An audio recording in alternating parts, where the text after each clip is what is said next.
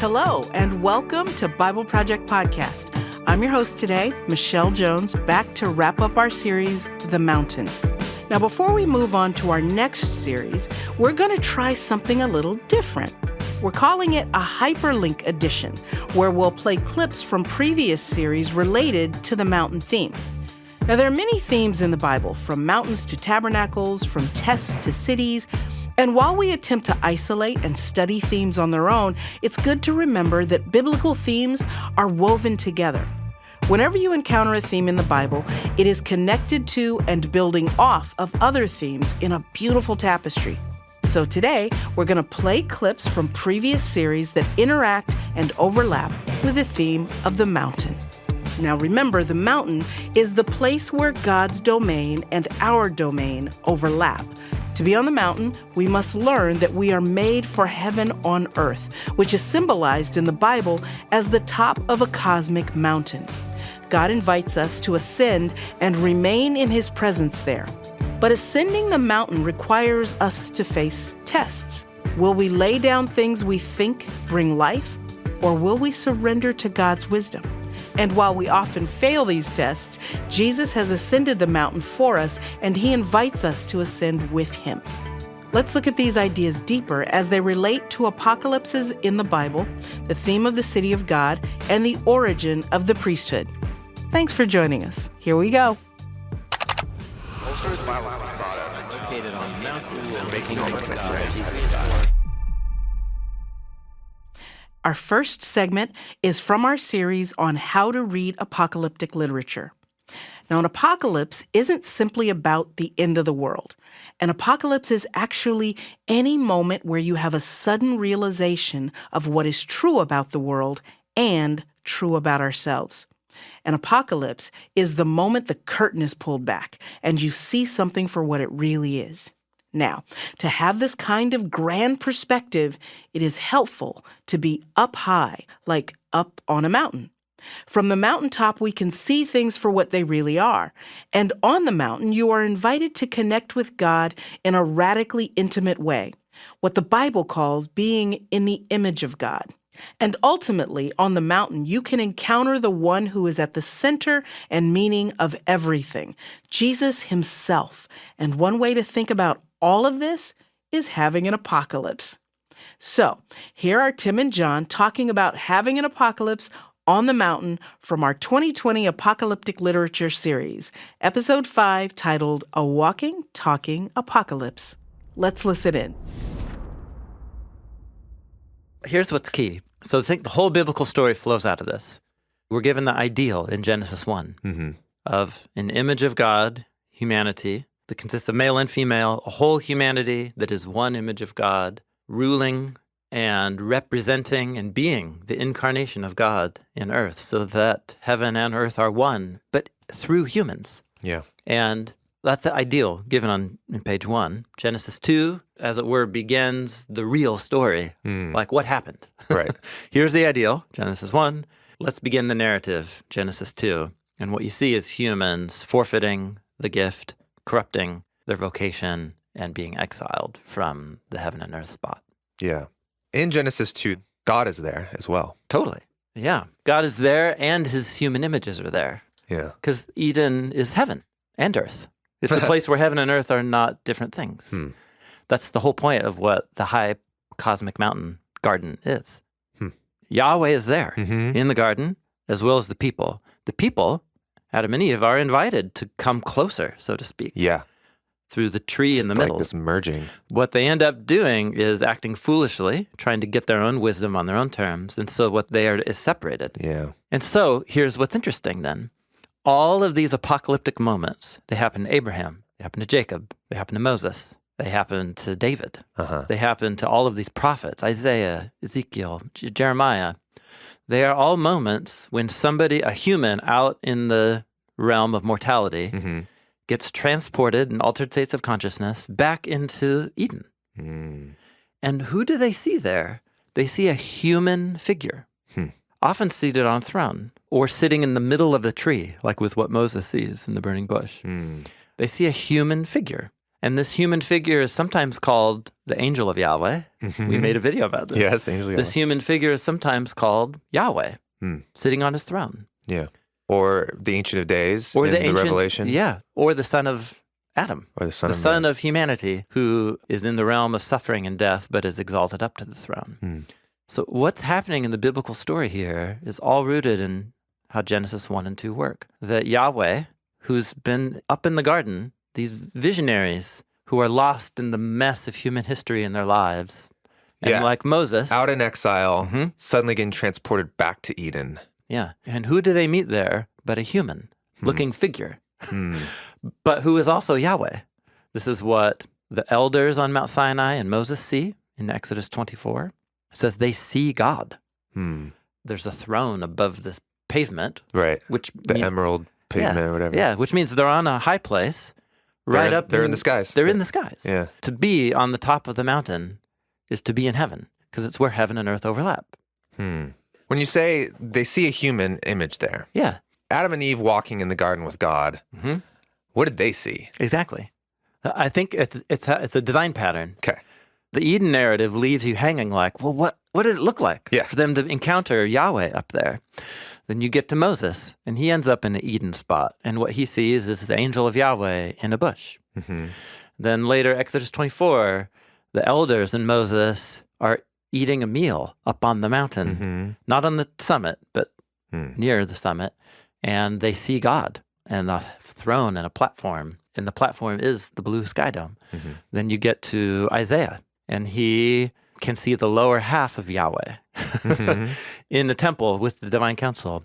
You get to Ezekiel, and the mountaintop realm is mobile and comes and visits him in an altered state of consciousness. And he says, I saw the glory of Yahweh like an Adam upon a throne, the appearance of an Adam. That's what Daniel sees. I think what all of this is rooted in is they are seeing Yahweh as a human, in a human form, in Eden. I think that's what all of these apocalypses are. Right. So here we're invited into a very ancient Christian interpretation of the image of God by a church father, scholar named Irenaeus. He understood the image of God in Genesis 1 to be referring ultimately to pre-incarnate Jesus. And that Adam and Eve are the image of the true image, which is the incarnate God. And then he goes back and he sees all of these human appearances of Yahweh the way the apostles saw them, which is as the pre-incarnate Jesus. So he's reading the Eden narrative in Genesis 1 and 2 in light of the whole biblical story of the image of God. And I used to think like, oh, that's kind of fanciful. But I actually think he's onto something. In other words, what I'm saying is I think this idea is actually rooted in the Hebrew Bible and all of these unfolding design patterns of apocalypse. So you're saying that when God creates humans in his image, you know, whatever form the creator of all things takes is a mind-boggling, we'll never know. Yeah, that's right. That's the Ancient of Days That's image. the Ancient of Days. And so you could talk about him as like a old man on fire. But, you know. Right. Yeah. It's clear we're pushing the boundaries of human imagination there. But when he designs creatures who are going to image him, then you've got humans. Yeah. But what you're saying is notice that that's actually the shape that Yahweh takes when he does appear. And so there's actually already an image of Yahweh appearing to the images of Yahweh. Correct. Yeah. And that is sometimes the angel of the Lord. It's the Son of Man. Yeah. And or sometimes just called Yahweh. Or sometimes just called Yahweh. Yeah. And this is Jesus. The apostles identify that one as the one whom they met in Jesus, who became flesh, as John puts it. The Word became flesh. Right. And became a temple presence of God here in our midst. He tabernacled among us. When Jesus became flesh, that was a very specific time in history where Yahweh embodied humanity in a way that was different than showing up as the angel of the Lord. Yeah, or as we said it in the video we made about this, the angel of Yahweh is Yahweh appearing as a human. The claim of the Gospels is that Jesus is Yahweh become a human being. So that when in the last book of the Bible, the beginning of John's apocalypse begins with him being transported up into the heavenly temple, and he meets a son of Adam who calls himself the beginning and the end, the living one. Those characters merge again. Who was dead and now alive. Yahweh and Jesus now are one. Yeah, the reason, and then he looks like what the Ancient of Days is in Daniel chapter 7. Yeah, the white hair and the glowing eyes and all of this. Yeah. So the biblical apocalypses are about when these characters, usually prophets, are in an altered state of consciousness. They're transported to Eden, and they see their Yahweh appearing to them in human form, or they encounter the divine council who starts touring them around. And what they are shown is sometimes truths about the cosmos or truths about the outcome of history. And that allows them to come back into their context and to speak the word of the Lord and to name things for what they really are. That clip was from our 2020 apocalyptic literature series titled A Walking, Talking Apocalypse. You can listen to the entire 8-part series if you want a deeper dive into how apocalyptic literature works. Now, let's add another theme to the mix. A while back, Tim and John talked through the theme of the city in the Bible. God created humanity to live in an abundant garden, but instead humanity built a walled-off city that descends into violence. However, the story of the Bible is about how God will redeem our cities, promising a future garden city that is, you guessed it, on top of a mountain. We're going to listen in on episode 9 in the city series where Tim and John discuss 2 different types of cities. In this clip, we examine Isaiah's hope for a refuge city high up on a mountain where God's blessings flow from. Here's Tim and John. So in Isaiah chapters 13 and 14, we get what are called the oracles against Babylon. And they're remarkable, and they would require many podcast episodes just to tour our way through. I just want to survey the opening lines. It begins by saying, the oracle of Babylon, which Isaiah, son of Amos, saw. And it echoes exactly the words of chapter 2. That's how chapter 2 began. Except the city that he saw in chapter 2 was Jerusalem. Okay. So it's very clearly comparing the passage we just read to this one? Okay. This one now. And the opening lines are, on a mountain that has been swept clean, go raise up a banner, lift up a voice to them, wave your hands so that they can enter into the gates of nobles. Somebody's being told to go get up on a high mountain and raise up a banner. The banner would signify... So this is why this would take many podcast episodes. The banner was identified for you in chapter 11. Okay. And in chapter 11, what you're told is that the future messianic king from the line of David will stand like a banner for all the nations, and his place of rest will be divine glory. So you get an image of Jerusalem being ruled by a king who has lifting up a banner, and all the nations, and the divine glory cloud that rested over the tabernacle is somehow identified with this king resting on top of the mountain. Okay. Now you're being told that mountaintop is going to be there with that banner, and everybody, you better enter the gate of the city and get to the top of that hill. Swept clean, meaning this is kind of post the day? Yeah. In other words, it's a new start. Yeah. Yeah. Yeah. A bare mountaintop. Yeah. Yeah. So every single one of these lines is hyperlinked to earlier parts of Isaiah. Okay. The mountain that has a signal on it. Everybody's coming up to it. So there's a summoning to come up to this city on top of the mountain. Why? Well, a flood's coming. Oh, another flood. Yeah. I have commanded my holy ones. I have called my warriors for my anger, those who rejoice in my exaltation. It's the sound of a horde on the mountains, the semblance of a great people, the sound of an uproar of kingdoms, nations being assembled, Yahweh mustering armies, an army of war. Whoa. Whoa. They're coming from the distant lands, from the edge of the heavens. Yahweh in the implements of his anger to bring ruin on all the land. Wail, for the day of Yahweh is near. Like devastation from the Almighty, it comes. So the conquering armies are on their way. There's a cosmic army coming.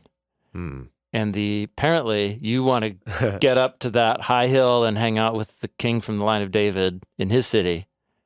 Is it cosmic army or is it just an army? I mean, it's coming from the edge of heavens, meaning from the most distant places. Yeah, you look out on the horizon and where the sky meets the land, they're coming from out there. Yeah, from the edges of the cosmos. Yeah. Yeah. When I say cosmic, I'm just saying this is cosmic poetry. We're talking about a battle that's going to happen, but we're using cosmic language to describe it. An army on the mountains. The whole kingdoms are roaring. Oh, by the way, all of these language of the horde and the uproar is language connected with the flood and the coming of a great flood. And so notice how the warriors are being described here in language that in other places, if we could follow the hyperlinks, describes the coming of a great flood. So you're saying this isn't merely a poetic way to talk about an invading empire. This is something, it's more than that. Oh, I'm saying it's using cosmic poetry to describe a great battle that is, we're going to see exactly what he's talking about in a moment. Right. So what he's going to go on to talk about is, well, he's going to continue the cosmic language. In fact, he's going to talk about how the stars and their constellations will go dark. The sun itself will go dark. All the land will be held accountable for its evil. And you're like, oh, it's the end of the world. Well, for those who participate in evil, yes, yeah. I'll put an end to the arrogance of the proud, and I'll bring low the haughtiness of the ruthless. I'll make humans more scarce than gold, and humankind more scarce than the gold of Ophir. So what is happening here? Verse 17, I am going to stir up the Medes. That's the Persians? Against them. Yeah. Okay. The Persians. Yeah. Now, this is an oracle about Babylon. Oh, gosh. I totally forgot. This is about Babylon. Yeah. Yeah. Oh. Yeah. There's a great tumult and final battle coming. Yeah. And there's only one mountain that's going to be safe because there's a flood happening down in the valley. And what's the flood? Well, you find out. It's the Persian armies. Yeah. From 17 on, it just describes the downfall of Babylon, which is the beauty of kingdoms, the glory of the Chaldeans' pride will fall to the armies of the Medes. And verse 19, it will be like when God overthrew Sodom and Gomorrah. Okay. So it's another reckoning. It's another reckoning, yeah. And then it goes on to talk about how it'll never be inhabited or lived in ever again. And then it just itemizes all of the scavenging creatures that will take up residence in the ruins of Babylon, like owls and ostriches, shaggy goats will live there, hyenas, jackals. Now, after Persia came and took over, though, was Babylon done? Was there no city there anymore? Oh, it is interesting. The revolt ended up being not very catastrophic. Oh. In other words, it was more of a political coup that ended up happening. Okay. But that's even more interesting. There was conflict, but it didn't destroy the city. The Persians just moved in. Yeah. To the, well, we're in charge now. Yep, they're in charge now. Yeah. So, and then later Persian cities became the capital. But the point is the cosmic rhetoric or language used to describe this. In other words, the cosmic poetry invests these historical events with cosmic heavenly meaning. So what do you mean? What do you mean cosmic heavenly meaning? The downfall of Babylon to the Persians that happened in 539 BC, that's when the key events took place, is being described as on analogy to the flood, on analogy to the downfall of Sodom and Gomorrah, on analogy to the exile of Adam and Eve into the land of wild animals and dust and death and desert. So it's inviting Israelites to view the events of history as a part of a bigger pattern that God is working out in history. That when humans choose folly Mm-hmm. and they choose violence, Mm-hmm. that it will ruin them. Yeah. And God hands humans over. And they will be undone by their own evil. Yeah, that's right. Which will come in the form of an invading army, a flood, a banishment. Yeah. The cities that humans built because of the consequences of their own murderous evil, like in the city of Cain, actually become the punishment. So Jerusalem has become like a new Sodom and Gomorrah. So what will God do? Hand them over to a bigger, badder version of Sodom and Gomorrah that is Babylon. And then Babylon's version of Sodom and Gomorrah will engulf Jerusalem's Sodom and Gomorrah. And it's this handing over theme. Okay. The city becomes both the consequence and the punishment. So by cosmic, you mean not merely what is happening, but why it's happening. Yeah. What the prophets do is they interpret the events of Israel's history from a cosmic or heavenly perspective, from God's point of view. That's what makes it prophetic. So when you say cosmic, you mean from a divine point of view? Yeah, it just means from cosmos, which views all of reality as an ordered whole in some way. So the point is like, well, it's not just that Yahweh was asleep or that he's less powerful than Marduk, the patron god of Babylon. It's actually Yahweh who's behind all these cycles unfurl. Yeah. But at the end of days, like there is an end to this. At the end of days, the mountain of the house of Yahweh will become the exalted refuge for all of the nations. You're talking about Isaiah 2. Isaiah chapter 2. Yep. Nations will stream to it. There's going to be peace. Yeah. So these become our two cities, the mountain of the house of Yahweh that is like a Zion, and then Babylon that is destined for cosmic ruin. And these cities were historical, and they were surrounded in the events of history, but their prophetic portraits kind of rise above those ancient historical events, and they become images for the later prophets to just describe the whole history of humanity as now a tale of two cities, the city that God is purposed to build, and then the city that God will have to tear down to make way for the city that he wants to turn creation into. And in a way, that is what the rest of the drama of Isaiah is about. That was episode 9 of the City series titled Jerusalem, A Tale of Two Cities. Let's move on to our third and final clip. In the Mountain series, we looked at how Moses had a successful mountaintop experience with God on Mount Sinai when he offered his own life in exchange for Israel. We marveled at how beautiful it is for a human to sacrifice their life on our behalf. What we didn't spend time talking about is Moses' earlier failure moment at the exact same mountain. This is the story of the burning bush, where God commissions Moses to rescue Israel from slavery, and 5 times Moses objects to God. In the end, God gives Moses a concession that his brother Aaron can speak to Pharaoh on Moses' behalf.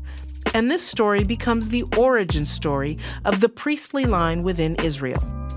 In this last clip, we're going to see many biblical themes come together on God's mountain, the role of the priests, the need for a tabernacle, and how humans and human creativity are gateways to the divine. This clip comes from our series, The Royal Priest, episode 3, titled Doomed to Fail. Let's listen in. So in Exodus chapters 3 and 4, Moses is now married into the family of Jethro, the priest of Midian.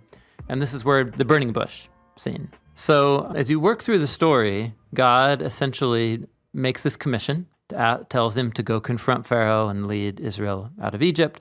And Moses objects 5 times. There's 5 objections. And God answers each of those objections in a row, 4 of them using the phrase, I will be. Which this is the story where God reveals his name yeah. as I will be, or I am what I am. It's really cool how the story works. So, his first objection is, well, who am I? I'm nobody. You don't want me to do this job. His second objection is, well, And God says, I will be with you. Yeah, and God says, I will be with you. Yeah, Moses says, who am I? And God's response is, I will be with you. That's who you are. Doesn't matter who you are. Yeah, basically. What matters is you are one that I'm with. Second one is, what's your name? People are going to ask what God I'm representing. So that's the revelation of the divine name. I will be. I will be what I will be, or I am what I am. Then third objection is, well, what if they don't believe me? What if they don't listen to me? So he gives him these multiple signs of like the staff that turns into a snake. And this third objection doesn't have a I will be. Nope. Actually, the 5 objections are arranged in this cool symmetrical pattern. Yeah, so the center one doesn't have one. Yeah, it's really cool. The fourth objection is, I'm not a very good speaker. He says, I'm heavy of mouth and heavy of tongue. And what God says is, I will be with your mouth. His fifth objection, he just straight up says, send somebody else. So the real motivator is that Moses just straight up doesn't want to do this. He doesn't want to do it. He's trying to think of all the reasons. Totally. But in reality, he's just like, I'm out.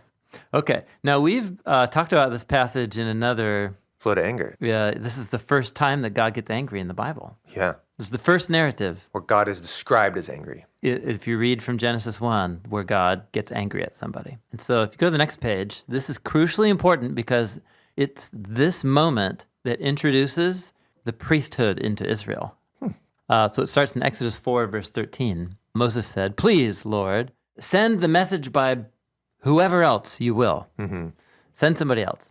And the anger of Yahweh burned against Moses. And he said, isn't there your brother Aaron, the Levite? He speaks well. Moreover, look, he's coming to meet you right now. And when he sees you, he'll be happy. So you speak to him and put words in his mouth. And I will be with your mouth, and now with his mouth. I'll teach you what you are to do, but he will speak for you to the people. So this could have been a moment of great honor for Moses. Moses could be the one directly communicating God's will to Pharaoh. Yeah. So right now we're getting a little window into that image of God, where a human could embody, and what that human speaks is I think we talked through this story. We did. Maybe in the Image of God podcast episode. But at some point we did talk through this. And basically you explained to me, I think what you're getting at here, which is Moses could have been the one who directly talked to God. Mm-hmm. Now Aaron is one on Moses' behalf. Mm-hmm. That's right. Aaron is a priest to Moses. And Aaron happens to be a Levite, which is the tribe that will become. Totally. Now, why is he called a Levite here? This is the first time Aaron is mentioned, right? Because he's a son of Levi. Well, he's the son of Levi, but this is Moses' brother. Like, Moses doesn't need to know what tribe he belongs to. It's his brother. Moses is a Levite. So Moses is a Levite too. So certainly what's happening here, we're naming his tribe because this is the tribe that will play the role of the priesthood. Yeah. In other words, I'm saying it's a narrative strategy by calling him Aaron the Levite. Yes. The narrator wants to draw attention to this is the foundation of the Levite category of the priesthood. Yeah, that's right. This is like an origin story of sorts. Yeah, the narrator wants us to see this as the origin story of the priesthood. And you just have to stop and be like, man, this is not a very glamorous beginning. Yeah. And this is going to just keep continuing. Seriously, the Hebrew Bible could not be more critical of Israel's priesthood from its moment of origins and every step through. It's a concession out of his anger. Totally. That's right. And what I'm saying is this critical portrait is going to continue with Aaron's failure at the golden calf, with the failure of his sons, the moment they set up the tent in Leviticus, they blow it. Mm-hmm. And then we're going to meet a descendant of Aaron down the line, a guy named Eli, who allows his 2 corrupt priestly sons to steal people's offerings. And they're having sex with women, like in the courtyards of the tabernacle. This is the depiction of the Israelite priesthood in the Hebrew Bible. So somebody's got an agenda here to tell us that the ideal that the priesthood is supposed to represent is good, but that the institution of Israel's priesthood from its origin moment never fully attained to that. It was a compromised project from its beginnings. It's a scholar, Joshua Matthews, who first put this on my radar. And he has a book called Melchizedek's Alternative Priestly Order. But he has a whole chapter just on the depiction of the priesthood of the Levites in the Old Testament. He says, Aaron's first introduction into the narrative of the Pentateuch comes in conjunction with Yahweh's burning anger as a concession for Moses' faithless resistance to Yahweh's instructions. Moses is punished for his unwillingness to accept Yahweh's commission and is likewise denied the honor that would have come with it. The glory of fulfilling the task no longer belonged to Moses alone, but was shared in part by his brother Aaron. The author is portraying the scenario as gradually deviating from what Yahweh initially envisaged, or what the ideal scenario might have been had Moses not responded with such resistance. Which is similar to what the Genesis Totally. 2 That's narrative. Exactly right. And so the fact that this very conversation with God is happening on a sacred high mountain by a tree burning with the light and life of God's presence. This is a replay of the garden moment. Yeah. Okay. This is Moses failing his first test, Yeah. which is to trust God. This is, it seems to me, of huge significance. Next step, things get even more complicated with Aaron. As you read on into chapters 3 through 5, what God tells is on page 18. In chapter 3, God says to Moses, he says, you go and gather the elders of Israel. And then you, with the elders of Israel, go to the king of Egypt and say, Yahweh, the God of the Hebrews, met with us. Let us go out to worship our God. So once this thing with Aaron happens, what Moses actually does is he gets the elders of Israel together, but then he leaves them behind and just he and Aaron go before Pharaoh. Does that make sense? He doesn't obey the command. He doesn't do what God told him to do. God said, go to the king of Egypt with the elders. He leaves the elders behind, and just he and Aaron go. And what happens is that Pharaoh gets ticked off and angry and says, like, who are you? You're lazy. Your people are lazy. And so he imposes, it's the whole thing of like more bricks, less straw, higher quotas, less raw materials. And this meeting where Moses didn't do what God said, he goes with Aaron instead, actually creates more conflict and more suffering for the Israelites. The narrative is designed in an interesting way. Aaron gets introduced, and then the first thing Aaron does as a character is go with Moses before Pharaoh, which is not what God said. And what results? More suffering for the Israelites. Does that make sense? So you've already seen like, okay, Aaron's a concession. Yes. And then you're like, well, great, we got Aaron. Yes. Yeah. And then God says, okay, Aaron and Moses, take the elders, go confront Pharaoh. And then we watch Aaron, our new hope, like not follow the directions. Correct. Yep. And you're like, huh. I mean, it's just kind of interesting that God says, take the elders and go. And then it just says, and Moses and Aaron went. And you're just like, that's not what God said to do. And then as a result, yeah, is Pharaoh just turns up the heat. That's right. And so when they meet the elders again is when they leave Pharaoh's court, and the elders have just gotten their new instructions about more bricks, less straw. And so then there's a conflict. The elders get mad, and they're angry at Moses. This first Israelite priestly character. Correct. Aaron the Levite. It's not starting out well. Not starting well. Okay. That's the point. Yep. So there's more details to it, but that's just the basic point.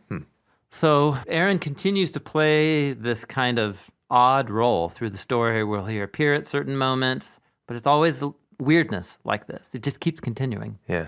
And so fast forward through the Exodus. 10 plagues, super exciting. God brings the hammer. Moses was put into the waters to die by Pharaoh's order, but God rescues him. And As a the baby. 10th and final conflict between God and Pharaoh is Pharaoh dies in the waters while the Israelites, Are rescued. led by Moses, are rescued through the waters. This big poetic pattern of the Exodus story. It ends the way it began. Yeah. They go through the wilderness, Moses and the Israelites, and they go to the same mountain where God met Moses at With the burning bush. And the way God shows up now before the people is not in a tree that's on fire. It's just the top of the mountain is on fire. Yeah. There's just thunder, lightning, clouds. That's right. Just fire. So summarizing, Moses is called up and he kind of brokers this covenant partnership ceremony that God wants to get married to these people. And actually, this is important. I don't have it here in the notes. The first thing God says to the people is, I've rescued you out of Egypt, and if you listen to my voice and keep the covenant, I will make y'all a kingdom of priests. Mm-hmm. Both roles together, a set of royal priests, and it's as a collective. Yeah. So not just priests, a kingdom of priests, a whole nation of kings and queens who stand as the gateway between heaven and earth, between Yahweh and the nations. I mean, that's exalted stuff, man. Yeah. I would be terrified to apply for that job. That's a lot of responsibility. Yeah. Yeah. Yeah, because in all your neighboring people groups, the priests, they all have priests, right? I mean, it's a normal thing. Yeah, that's right. Yep. Because they all have their ideas of who God is and how to worship God. And there's this general human sentiment that we need one person to do that on our behalf. Mm-hmm. And so that category exists. And God's saying that category, that's going to be your role as an entire people group. Yeah, that's right. Not just for yourselves, actually for everyone. Yep. Yeah, that's right. Even the other priests who think they're doing totally. And they're at the foot of the sacred mountain, that's alive with the power and presence of God.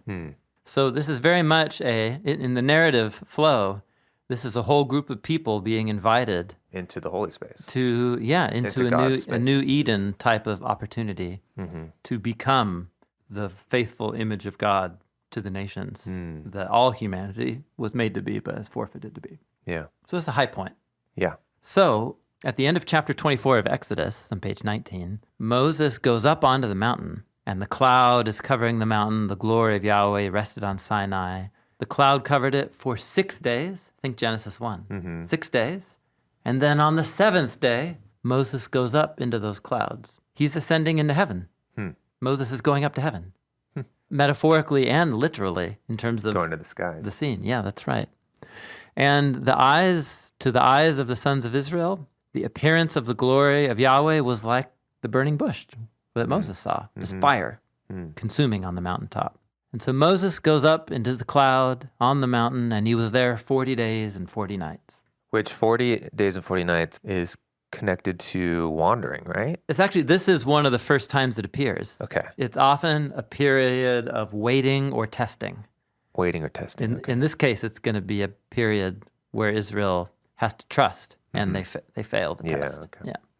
So the way Exodus is designed, the narrative action pauses right here, and what follows now is the long divine speech that's like 7 chapters of all the tabernacle instructions. Yeah, where a priest will work. Exactly. All right. So this whole long divine speech is divided up into 7 speech acts. In other words, the phrase "and God said" appears 7 times in these chapters. And the whole of these tabernacle instructions are elaborately crafted in these beautiful symmetrical patterns. And what they do is highlight comparisons and connections between the different parts. Okay. My point here is at the center of the tabernacle instructions is a whole chapter dedicated to describing the clothing of the priest. It's not thrilling reading. No. Most people give up reading the Bible right around here. Yeah, totally. But dude, this chapter is so important. So it describes everything from this robe that's to be made. Actually, the introduction and the closing of the priestly garment description in Exodus 28 tells you that these are holy clothes, holy garments. So they're garments that are only to be worn when this person is playing the role of the Adam and Eve role in the little micro Eden that is the tabernacle. These are their Adam and Eve clothes, pre-fall, pre-failure, so to speak. Because you're putting on, it's a costume? Yes, it is. It's symbolic, sacramental garments. Yeah. They're holy. So this space is holy because it's space that God has chosen to take up residence here. Okay. So it's the meeting place of heaven and earth. And these are the clothes that the figure is to wear when they're in the heaven and earth place. And the holy clothes are for glory and beauty. So glory is about it's a physical manifestation of God's power and weightiness and significance, but they're for beauty. And this is one of the first times beauty is associated with an object in the Bible, is the tabernacle. Art. Yeah. Art as a gateway to the transcendent. And then when this is made later, it's an artist. It's an artist, yeah. Who makes it, and it's filled with God's Spirit. Exactly right. Yeah, just like in Genesis 1, verse 2. The Spirit of God is at work in creation, and this is a little bit of recreation or new creation. Essentially, you read the description. Here's what this figure looks like. They're wearing all white, brilliant, shining white clothes, all white linen. Okay. And then they're covered with gold and jewels. And then blue and purple, which are signs and colors of royalty. In other words, if you saw the high priest walking around, they would look like a glowing, shimmering, shining figure. And they are wearing clothes that reflect glory and beauty and the divine presence. So you just gotta take that in. There's loads of little details here, like some of the stone, the precious jewels, are exactly the precious jewels that were named in the Garden of Eden in Genesis 2. The onyx stone, and there's one more. And they only appear in the whole Bible in the Eden narrative and on the priestly clothing. And then in the Revelation they're referred to, right? Oh, yes, that's right. Though through the Septuagint, because it's through the Greek translation there. So the whole point here is that the tabernacle is a little micro-Eden, and this is the new Adam, the new human, who will go in and out of the Eden space through prayer and worship and sacrificial coverings for Israel's sins. This is it. We're like doing the thing that we were hoping for from Genesis, a royal priest figure. Someone's getting back in.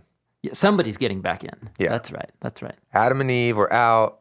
Everyone's been out. How do they get back into this blessing? Yep. The cherubim are there guarding it, the flaming sword. It's dangerous. That's it. How do you get back in? Yeah. Here, we're given a vocation of a priest, and they are symbolically taking on the role. And not merely symbolically, they're doing it. They're doing it, yeah. I think I've heard some scholar talk about play acting, or something, this terminology of like, it's like you're doing a play, but like you're actually doing the thing too. Yeah, that's right. Our Catholic and Orthodox brothers and sisters are just shaking their heads at you and I right now, just going like, you guys, it's called a sacramental worldview. Yeah.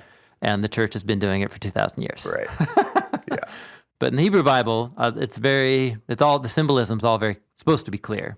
We have at least one person on behalf of the others going back into the Eden space. It's a good start. It's a great start. And so notice, again, remember, this is all what Moses is seeing and hearing as he is up in heaven on top of the mountain.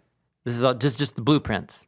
The narrative action is standing still. We're just in this 40-day period. When the narrative picks up in Exodus 32, we meet the person who's supposed to be wearing those clothes when they get made. Right. Do you get it? This is the irony. So just like Moses had his kind of failure on Mount Sinai earlier when he resisted God's call, now here is Aaron's failure at the same mountain. And it's sort of like Aaron doesn't know that he's being given the job of a lifetime up on the mountain. And he's disqualifying himself. Yes. If he just could have waited for 40 days, he would have gotten the job of a lifetime. He did get the job, though. Well, that's a good point. He does do it. But for you, the reader, you're like, this guy's a schmuck. He doesn't deserve this job. Right. He shouldn't be doing this job. And that's because when you jump back to the narrative in Exodus 32, you're at the foot of the mountain while God's showing him all this stuff on top. And Aaron... And the story you're referring to is Aaron creating an idol. The golden calf. During the 40 days. Yeah. Well, Moses up in the heavens, yep. getting the blueprints for the tabernacle and the priestly garments. Aaron, the priest, the first Israel priest, is creating an idol out of Yahweh's likeness. That's right. So once again, you just have to back up and say, if the Hebrew Bible is meant to be giving you a pro-priestly point of view, you could not think of a more opposite story to tell. Right. This story is telling you the institution of Israel's priesthood was a failed project from the beginning. Flawed at the heart. The ideal that is supposed to represent is good. And that's what those clothes are all about, by recalling the Adam and Eve returning to Eden. But as soon as you get out of the sky and the idea of it into the real world, immediately it's compromised. Totally. Yeah. Highly compromised. So we can just really fast forward. once the tabernacle gets built and these clothes get put on, the priesthood gets ordained and inaugurated in the book of Leviticus, and his sons on the first day. This is the guys that die? This is in the book of Leviticus, chapter 10. These are Aaron's two sons, Nadav and Avihu. And the temple gets blessed and set up. The priesthood it's the first day on the job. And his two sons bring an offering or they bring incense. It's cryptic, right? It's cryptic, but the narrator is clear. He says they brought in what God had not commanded them. Yeah. They did what God had not commanded them to do. This is a pattern now of priests not doing what God commanded them to do. Yeah, totally, yeah. And so then that creates a need for the purification of the holy space. They got roasted by divine fire in the tent. Yeah. And so now their dead bodies are defiling the holy space. Yeah. And so they got to drag them out with a rope. Yeah, their cousins come and get them. And this is the larger point. From the beginning, just like the Eden narrative, it tells you here's what humans are made to be, or here's what the ideal of what they could be. Yeah. And here's what humans actually are. However, when Moses goes to intercede on behalf of his brother Aaron, who failed in the golden calf, Moses goes up the mountain, and he's interceding with God, and he's offering himself. He offers himself for the sins of his brother. And he also acts as a prophet, where he brings the need of the people before God, and then he's going to speak God's word to the people. And what we're told in the narrative is that Moses starts shining. His face is shining. Not his clothing, but actually him. It's as if Moses, even though he forfeited the priesthood, or forfeited that role but all the way back at the beginning, when Aaron got brought into the mix, it's as if Moses can't help but be the thing God called him to be. He ends up being that shining priestly intercessor in the heavens. Yeah, this is a real high point for Moses. Totally, yeah. But it's in contrast to the failure of the person who was supposed to fill that role, which is his brother, the high priest. Yeah. Isn't that interesting?